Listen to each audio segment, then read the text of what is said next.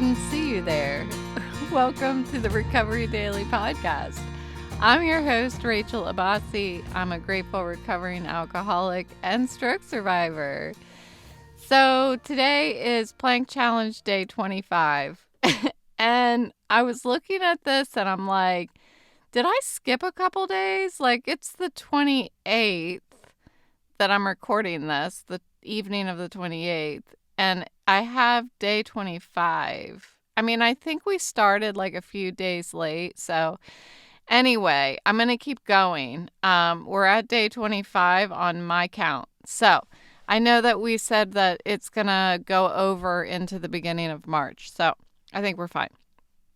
All right. If you are on the 3-minute track, you are at a 160 seconds today, and the 5-minute track, you're at 210 seconds. That's what we're going with today. So good luck. And today's episode is about embracing the new version of ourselves through the lens of sobriety and stroke recovery. So whichever path you're on, I happen to be on the path of both. We're going to talk a little bit about change. And I have a little experience with this. And I want to talk about what it felt like to start enjoying my life in sobriety, doing things without drinking.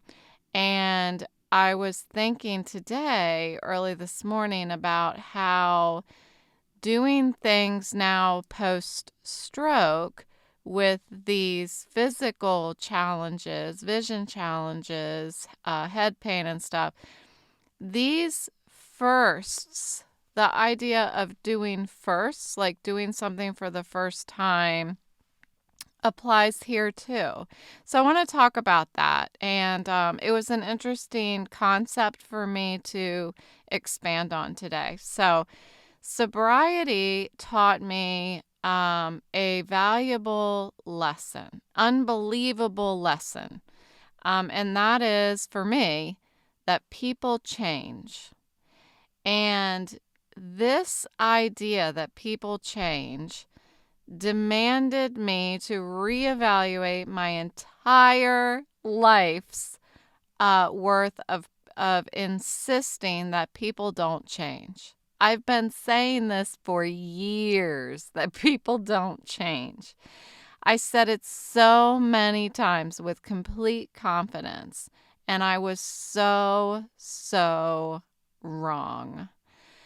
People are constantly changing in small ways and gigantic ways, adjusting, adapting, bending. Some people are breaking, and then healing, learning, unlearning. I was so wrong. Excuse me. I was so wrong to say that people don't change. In sobriety, we reevaluate our habits, right? We reevaluate our coping mechanisms. And even it comes down to our social circles. Similarly, in stroke recovery, I have had to adapt once again. But this time, it's to accommodate these new physical and neurological limitations. So I want to talk about the significance of changing old habits, old ways. And in my journey, I've learned that, or I'm learning, I don't like to say past tense, I'm learning that adapting doesn't mean that I have to give up on what I love. It means finding new ways to enjoy these activities within my current capabilities.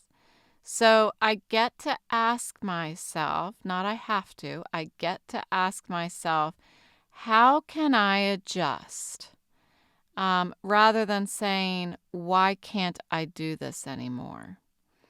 So, for instance, a newly sober individual would have to navigate social situations differently. This is what I had to do. I had to ask myself before like a work happy hour, um, will this event make me want to drink? Or can I enjoy myself when everyone around me is drinking? I had to seriously think about my intention before I went to something like this. And these questions would help me fast forward the tape, and this would help me foresee potential triggers, and plan my actions accordingly. Make sure that I have a way out. I drove myself. So if I start feeling uncomfortable, I can just leave. I had a buddy that helped me in the beginning, and this buddy was my boss at the time. And I'm quite certain, now he's never said this to me, but I'm quite certain that he may have indicated to the waiter or waitress to not let my drink run dry. Like I had a Coke or a sparkling water or something like that. Because I always had that person like around me, I felt like, but maybe it was just me. But he was also kind of lingering and watching and making sure, like, do you need anything? And that was really, I couldn't have asked for that. I never would have asked for that. He just did it. And it helped me understand how much that may be helpful to another newly sober alcoholic, to make sure that you've got somebody with you who knows. And over time, I started having more and more people who knew. But in the beginning, I didn't want to tell anybody. I was kind of embarrassed. I was kind of feeling really shameful, that kind of thing. So it's hard, I know, to tell somebody in the beginning when you feel that way. But this was a really good tool for me to have a buddy. So anyway, and what does this have to do with stroke recovery? Well, in stroke recovery, this approach of doing my firsts, right? So in sobriety, I was going to my first happy hour, and once I was able to attend my first happy hour, not drink at the happy hour, not drink after the happy hour, and look back and be like, I did it. I did it. It's a small victory. I did it. And now I know I can do it again. Like, I don't have an excuse to not do it again because I've already done it. I know it's possible. So in stroke recovery, this approach becomes equally crucial for me. So before engaging in any activity, I need to pause and ask myself, is this going to cause me pain? And not ask myself, which is what I've been doing over the past freaking 8 months, is this discomfort or pain worth it? Meaning, is it worth what I want to do? So I want to go on the internet and look at XYZ. Is it worth the pain to go look at it? And depending on how badly I want to look at the thing, I answer my question yes or no. And so the latter of these two questions is what has kept me, I think, from accepting my disability. Because I keep pushing my disability to the side and being like, I'll pay attention to you later. Right now, I want to do this, instant gratification, no matter what. So I just push my limits when I want to do something, and I know that I will have to rest for a few days after I do whatever the thing is. And I I need to stop at the question, is this going to cause me pain? I don't have to live in pain. All I need to be asking is that single question, I should say, um, because nothing else matters. Is this going to cause me pain? If the answer is yes, don't do it. I'm talking to myself there. Um, I shouldn't do things that are causing me pain. So instead of, is this discomfort or pain worth the thing I want to do, I can ask a follow-up question, which is there another way? And these questions are not to define what my limitations are, but instead to discover pain-free activities and alternative ways to enjoy what I love and find enjoyment in new methods. So this is like an epiphany for me that I'm getting to this point right now. And I think it's because I've been talking to my psychiatrist a lot about figuring out what activities I like that will align with my values. And I think what it is, it's having somebody to talk to, somebody that's on Team Rachel that is interested in what Rachel does on a daily basis. And that's good for me, for my health, for my emotional and mental health and physical health. So taking, for example, using voiceover, this is the best example I have, because this is really a lot of the things that I enjoy, I do on my computer. And using voiceover is really a big deal for me, for this girl. So this voiceover wasn't something I have ever needed before. I didn't even know it existed, honestly. But now it opens up a world of possibilities, and it allows me to engage with technology in a way that accommodates my condition. And I'm aiming to embrace these accessibility features as tools that bridge what I want to do to what I can do. You know what I mean? Like, allow me to enjoy my passions and reach my goals, and not look at them as crutches, but more like I said, like tools in my toolbox. Like when I got sober, I started building this toolbox for myself, and it included going to AA meetings. It included saying my gratefuls. It included calling my sponsor, and all these little things that my God box. These are like my tool set. And in stroke recovery, I need to build my tool set, and I think that's what I've been doing over the past 8 months. I've been building this tool set, but without accepting and committing to my disability, it's really impossible for me to strengthen my my ability to use those tools. So that's what I'm doing. That's what I'm doing.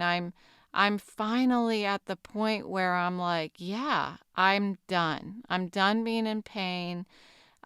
Nothing's changing, and I'm ready to enjoy life without pain. And it seems like I think what I was waiting for was the pain to go away and I would still do my same stuff. And that's not happening. So I need to change the way I do my stuff so that the pain doesn't come, it doesn't get aggravated or triggered. So let's talk about firsts. Again, like that exhilarating feeling of going to my very first happy hour or holiday party or my first football Sunday sober. Um, I'd use these firsts as a notch on my belt to look back and say, I did it once, so I can do it again. And the firsts were such a big deal for me in early sobriety. They were small victories. So now, post stroke, I'm learning how to enjoy my passions in new ways. And I need to have that same grace and patience with myself achieving something for the first time post stroke. So, an example of this is it's been 2 days now that I've been logging on to my morning sobriety meeting using voiceover and having a screen curtain on, meaning my screen on my phone is black and I'm not looking at anything. I'm only navigating my phone with my finger, and it's audibly telling me what I'm clicking. So I have been able to log on to my Zoom meeting, putting in, finding the meeting history, joining the meeting, putting in my password, and then I'm in the meeting. I have to mute and unmute myself. So I've been able to do that. So I've actually been engaged in 2 whole meetings. They're an hour long and not looking at my phone at all. That is a gigantic victory for me. I only had one time that I thought I was unmuted, but I wasn't. And that happens to people who have sight, who are using their eyes. So I was like, okay, I guess I've hit the accomplishment, because now I'm making the same mistakes that one would if they were looking at their phone. So this is huge. So it's been 2 days I've been able to do it. I can hear you clapping in the background. Thank you. Thank you. Once I did it once, I knew that I had no excuse not to do it every time. So whether it is successfully using an accessibility feature on my Apple products or attending a social gathering sober and leaving with my sobriety still intact, these moments are monumental in recovery. They are monumental. Again, you've done it once. Like, that's the hard part, doing it once. If you've done it once, you can do it again. And there's no excuse not to. And it's a confidence booster, and it's a testament to resilience and adaptability of humans, of us. So there you have it. I'm going to keep working on trying to really cherish this new version of me, Rachel 3.0. I haven't talked about her for a while. It takes being open to learning, to adapting, and lots and lots and lots of patience with myself and being kind to myself.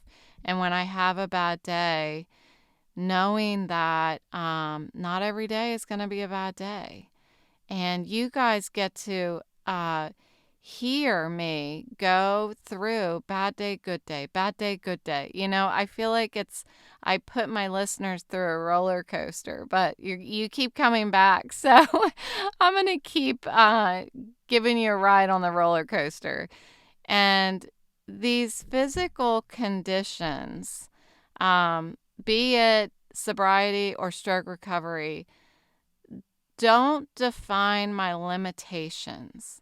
And I got to an understanding of that in sobriety. I got to an understanding that being an alcoholic, a sober alcoholic, is not a definition of limitations around what I'm allowed to do. It doesn't constrict me. What it does is it's just like, it's like I'm taking off this shirt and putting on a new one. That's all it is. That's as difficult as it is. I'm changing from this outfit to this outfit. It's a new me. It doesn't feel like it's that easy on the inside, but from an observer,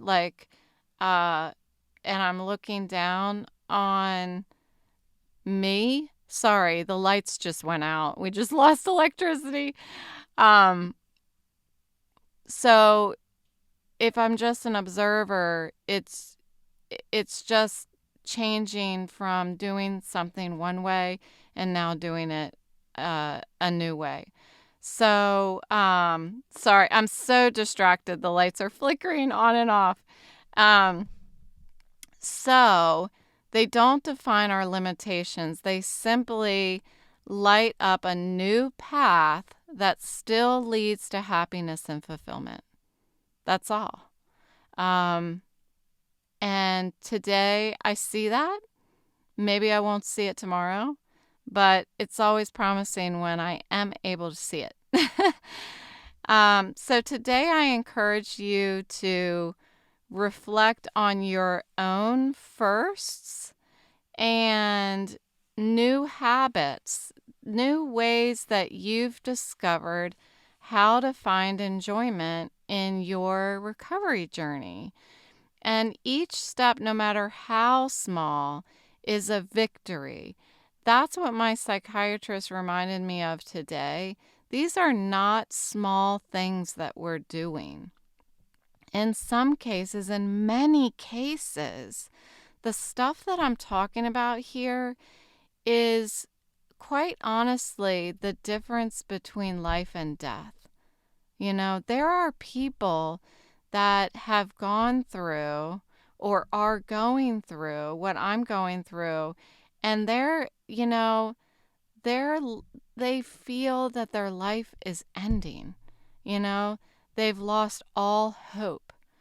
And I'm talking about it. I'm sharing my experience because I want just one person out there to know that they're not alone, that they're not unique, that I feel that same stuff. And it's hard. It's hard is an understatement. So if you do have anything that you want to share with me, if you found a unique way even to adapt in your life to your new limitations, you have an old hobby that now you're able to enjoy in new ways in your new circumstances, I would love to hear about it. So drop me a line, as they say. Your story could possibly inspire my next episode. I would love to hear from you. So thank you so much for joining me today on the Recovery Daily podcast. My lights are back on momentarily. So yay, maybe my internet will work so that I can upload this to the internet, this episode. Okay, I will talk to you tomorrow.